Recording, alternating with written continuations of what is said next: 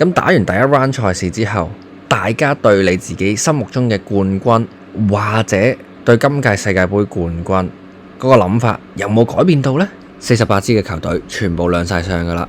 咁喺小組賽 round run 嘅情況打完之後呢，大家見到9場和波，呢個非常之驚人嘅賽果。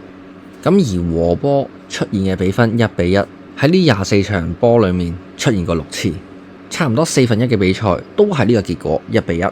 咁完成晒呢24場波第一 round 嘅賽事之後呢，得15場波係分出勝負，9場呢係和波。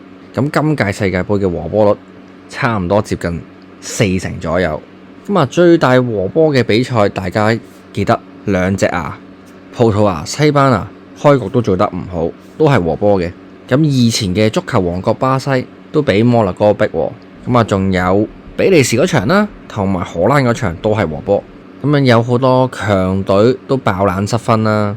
可能大家第一場打得保守，或者個天氣比較熱啦，未適應、未入狀態，所以第一輪嘅賽事比較多和波。咁啊，今晚咧就開始打 round 2啦。咁啊，睇下啲球隊會唔會慢慢進入狀態，會發揮得更加好啦。同大家做一個總結。咁琴日嘅焦點，英格蘭呢就4-2擊敗咗克羅地亞。呢一場波啊，非常之精彩嘅兩支歐洲嘅球隊互相對攻。今屆嘅大熱門之一，法國咧打得非常之流暢啦，喺後半段嘅時間發揮得更加好。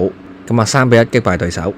球王美斯帶領嘅阿根廷呢，發揮都唔錯。第一 round 只有美斯係大演帽子戲法嘅啫。我愛隊德國成為咗今屆世界盃第一 round 賽事入球最大嘅比數。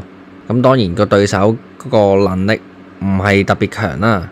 咁啊，嚟緊第2、第3輪賽事先係對我哋德國嚟講係有考驗。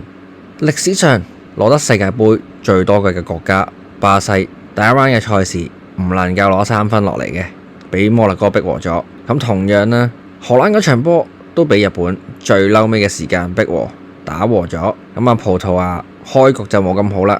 咁打完第一 round 賽事之後，大家對你自己心目中嘅冠軍或者對今屆世界盃冠軍嗰個諗法有冇改變到呢？今屆大熱一定係法國同埋西班牙啦。咁可能大家對西班牙第一仗俾法德國逼和呢跌晒眼鏡，可能大家對佢攞冠軍嗰個感覺可能會下降咗。咁大家可能會覺得今屆世界盃呢，冠軍嘅心目中嘅人選可能會改一改啦，可能諗法國、阿根廷、英格蘭甚至係德國。咁無論德國行到幾遠，我都會繼續支持嘅。咁啊，因為自己真係好中意德國。咁今屆世界盃嘅焦點一定係美斯同埋麥巴比。究竟呢兩位球員喺射手榜會唔會再刷新紀錄呢？咁啊，美斯而家平咗高路斯2014年創立嘅16個入球紀錄。咁今屆世界盃美斯餘下嘅賽事會唔會突破咗呢個數字呢？會唔會快一步衝過16球嘅紀錄呢？定係麥巴比會打破高路斯個入球紀錄先？咁啊，我哋要睇下第2 round 同第3 round 嘅賽事，美斯同麥巴比大鬥法啦，睇下邊個快一步刷新呢個入球紀錄去到17球，咁就會係歷史上嘅射手榜第一位。尋日第一場葡萄牙對剛果共和國，最後結果1-1。葡萄牙嘅射門有7次，淨係得1次中籠，仲要嗰個中籠變成一個入球。咁啊，呢場波另一個球王 C 朗就冇入到波啦。以葡萄牙咁嘅走勢，咁啊應該咧最多頂盡比晒去到16強就拜拜噶啦。咁啊，大家應該跌晒眼鏡啦。大家應該都估唔到呢一場波最後會變成一場和波，而呢個和波比分亦係今屆世界盃第一 round 常見嘅和波嘅比分。第二場波英格蘭對克羅地亞，呢場波非常之精彩，兩支歐洲嘅球隊開局上半場已經2-2產生咗4個入球。咁下半場嘅時間，英格蘭佔少少優勢，攻門次數多過對手。咁啊，最後尾取得咗2個入球，最後結果4-2。咁英格蘭第一場打得非常之好，全取3分，有機會首名出線。跟住第3場就係加納對巴拿馬。咁啊，本身賽前估計呢一場波1-1應該係會打和嘅，點知呢一場波一路都係好悶嘅啦，0-0嘅賽果。去到補時階段90分鐘加，俾加納最嬲尾嘅時間絕殺咗，以1-0擊敗咗巴拿馬。咁啊，拎咗3分落嚟，咁啊有機會爭一爭次名出線啦。